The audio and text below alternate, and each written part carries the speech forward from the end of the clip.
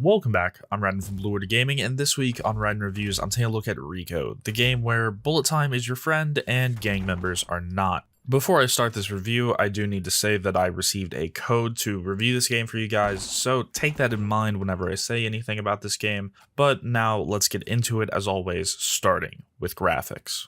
After playing RICO for a while, I'm surprised that more devs don't go with the cel-shaded art style. It allows for a bit more leniency in the textures, and they don't have to be nearly as high quality to still be as effective. And as you can see, the textures here are not exactly high quality. Many of the walls are just a solid color. Other walls that have texture are the same small texture over and over and over again. And even the guns are not exactly the highest quality, but it all works because it's in that cel-shaded style. Cel shading is also very easy on computers, so pretty much anything can run this. On my particular rig, I was getting constantly above 200 FPS, and I think that even a potato or a 5-year-old laptop could run this game just fine without having any issues. There is one big problem that I have in the visual department though. The iron sights on almost every gun in the game are just bad. A majority of them are not exactly terrible, they're just way too bulky and you kind of can't see exactly what you're shooting at. If there's like 3 or 4 enemies right next to each other, I can't pick one out from another when I'm aiming down sights, and you don't end up using the iron sights all that often, but that does end up being an issue when you need to. Others, on the other hand, are absolutely unusable.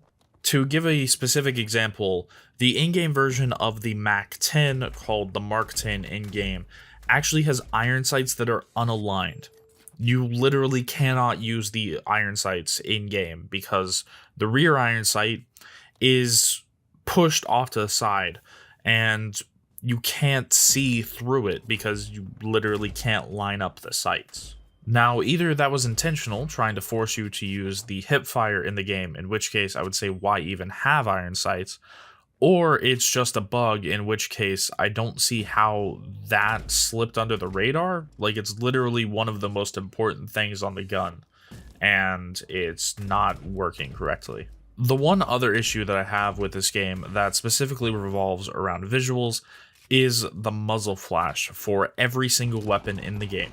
There's way too much muzzle flash, to the point where if I'm aiming down sights, I sometimes cannot even see, and that makes distant targets very hard to line up, and with all of the debris flying around the place and the muzzle flash and this weird darkening effect that they have at distance, which I don't know why that's there, and I should probably talk about that too, but the muzzle flash just gets in the way, and it is extremely unrealistic how much muzzle flash they have here, and I just found it more annoying than cool. So let's talk about that other thing that I just said. In the distance, they actually darken the room. I don't know what it's for. The game already runs extremely well, but for some reason, when you're in a room, the room next to you will be completely like darked out, where even you can't see through an open door because of how dark it is in the next room. And some of the rooms in this game are big enough to have that effect happen in the room that you're standing in. And I have no idea why that's there. Like I said, the game runs fine, and I think that it would run fine without it as well. Next, let's move on to sound, music, and voice.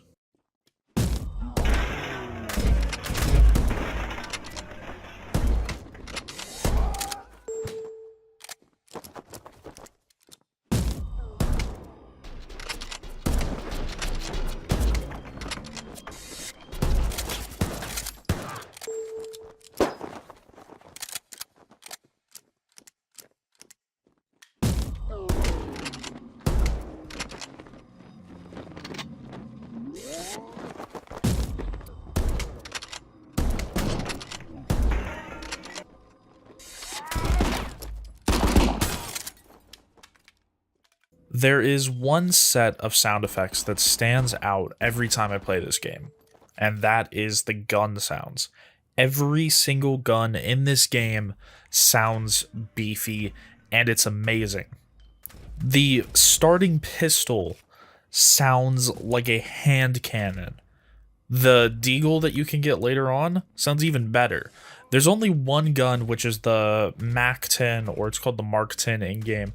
When you throw a silencer on that, it sounds a little weak, but they purposefully poke fun at it, so I'm going to give them a slide on that, just because they make fun of it themselves.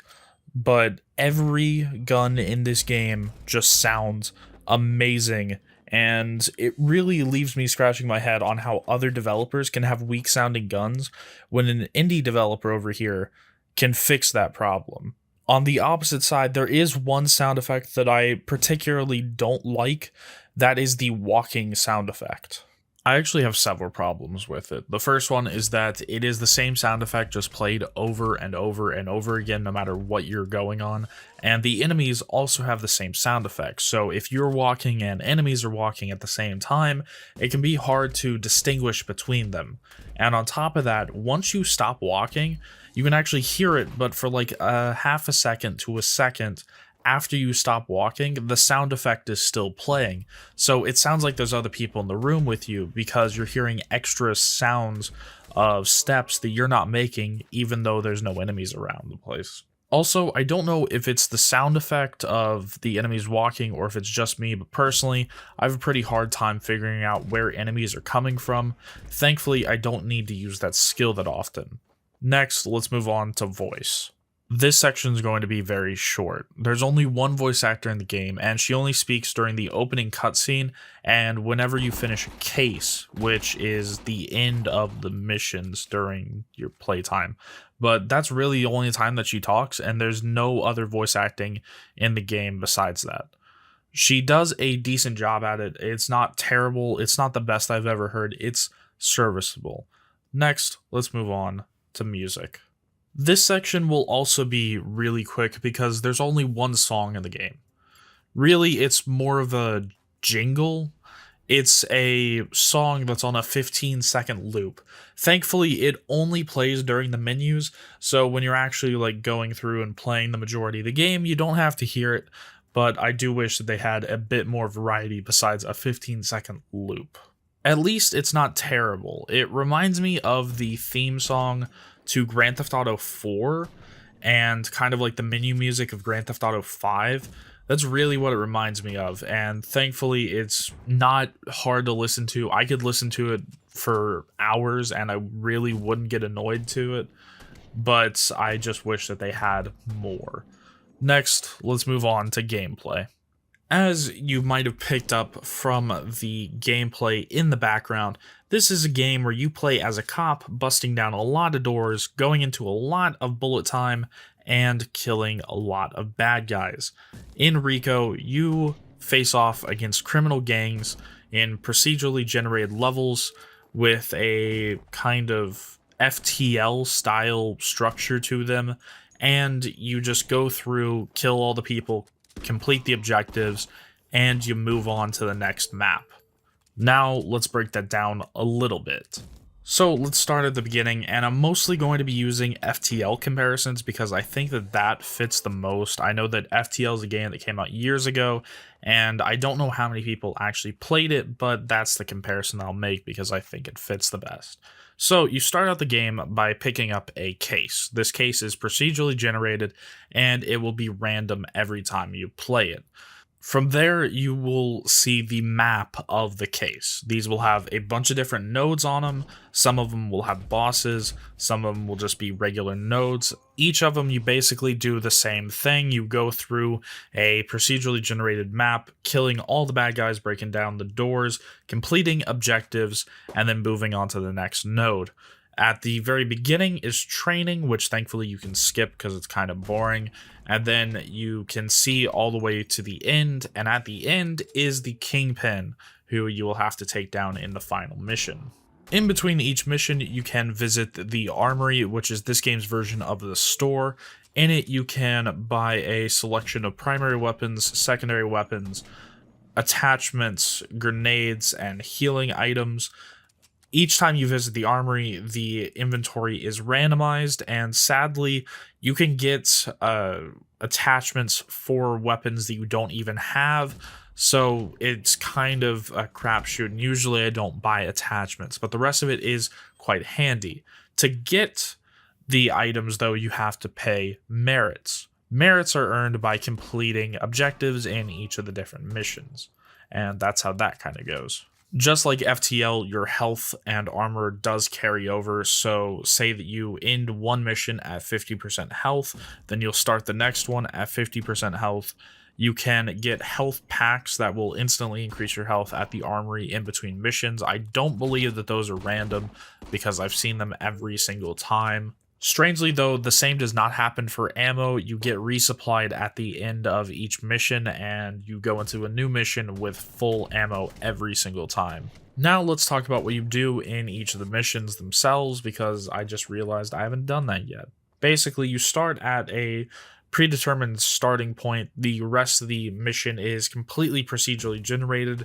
You go up to your nearest door, you hit a button, and you break through it in a spectacular slow-mo fashion. Then for the next couple of seconds, you will have slow-mo to shoot pretty much everybody that you see.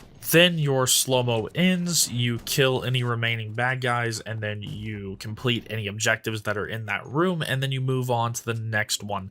And in a particular level, this will happen somewhere about 20 to 30 times. Some of the smaller maps are on the like 15 to 20 room size. Some of the bigger maps are the 20 to 25 size. I haven't really seen many above 25. I think I saw one at 27, but these can be some pretty big rooms, so you don't actually need that many of them, which is actually a flaw that I'll get into here in a minute with the large rooms, which I think that I should get into the flaws right now. There are two big flaws that I think severely hinder my enjoyment of the game. Two marginal ones, but I see them every time I play. The first one is rooms that are too big, or rooms that have kind of a weird shape to them. Basically, whenever you can't see somebody in the room, like they're around a corner or something, that always leads to some sort of bullcrap moment, basically. The enemies lock onto you very quickly, and even when you know that they're coming around a corner, they can be walking around the corner and pretty much pre-fire you, which is one of the leading ways that I lose health in this game, and it just kind of doesn't feel fair because they're pre-firing around the corner. If they actually had to run up to you or run around the corner and then start shooting, I would feel that it's a bit more fair, but I've just been pre-fired on around a corner and end up losing a not so insignificant amount of health. It actually kind of hurts. The other one is kind of like that, but basically sometimes walking up to a door, an enemy will kick it open in front of you. And this is quite jarring, but basically all of the rooms and all the enemies in the rooms are set up so that you can go in there with slow-mo. Like, there's some thought behind the enemy placement a little bit. I don't think it's completely random, but basically most of the time the enemies are in view of the door, and when you walk up to a door and suddenly an enemy kicks it in your direction, well, you end up losing a lot of health because, well, all the enemies are looking at that door, and the game's expecting you to kick it open and have some slow-mo to kind of compensate for that. But when an enemy kicks the door open in your direction, well, now you have 5-10 people looking at a door, and you just get shot to crap. And I've lost upwards of half my health due to that, and it just feels really, really cheap to have that kind of thing happen to you when the rest of the game is focused around you kicking in doors, and then just to lose that much health over some crap like that, it just feels really bad. Before I end this review off, there's one thing that I completely forgot to mention. This game has co-op, So everything that you are seeing me do in the background footage, you can also do in co-op, which would probably make this game feel a bit better. The two problems that I just talked about probably wouldn't be nearly as bad with a co-op partner, but sadly I did not get to have a partner during my time of playing, so I can't really comment on it that much. But now let's get into my final thoughts and give this game a score. I feel like I've been very negative about this game, and I kind of have been, but it might surprise you that I actually kept coming back to it. During the time of playing this game, I also played Sekiro, and when I was taking breaks from that, trying to think of a new strategy, or just getting a little salty or something, I would find myself coming back and playing a round of this game, and just playing it over and over and over again. Although, with that, my ranking of it and my score is going to be a little bit critical, because I think that this game does have some problems. It is a very nice indie game, but there's a distinction that needs to be made. So let's get right into the score. If you don't know how my score works, I don't rate games based on a number. I give them a score of either buy it, wait for a sale, or never touch it, which is basically don't buy it ever. RICO, if you're playing with a partner and you have a co-op buddy to play this with, is definitely a buy it. It is an amazing game, and if you have a friend to play it with, it's just going to be a bit of fun. If you are playing this by yourself, I recommend waiting for a sale. Doesn't need to be a big sale, but just a little bit of a sale, maybe 25%, bring it down to that $15 price range. The reason why I say that is because even though I kept finding myself coming back to this and having that mentality of one more map, one more room, I pretty much saw all the content in the game in the first 2 hours. Basically, by the end of my first case, I almost saw all the content in the game. And there's not really much that I haven't seen. And other times when I'm not playing this game as like a cooldown game or an in-between game, I don't really find myself playing it all that often. So because of that, if you're playing this by yourself, I gotta give it a wait for a sale. But that's pretty much all that I really have to say about it. If you have any questions or comments about RICO, any other games, or this channel, or me, put them in the comments. If you like this, then hit the like button. If you want to see the next installment of Raiden Reviews, then click the subscribe button and make sure to enable notifications to be notified when I upload the next Raiden Reviews. As always, I'm Raiden, and I'll see you guys in the next one.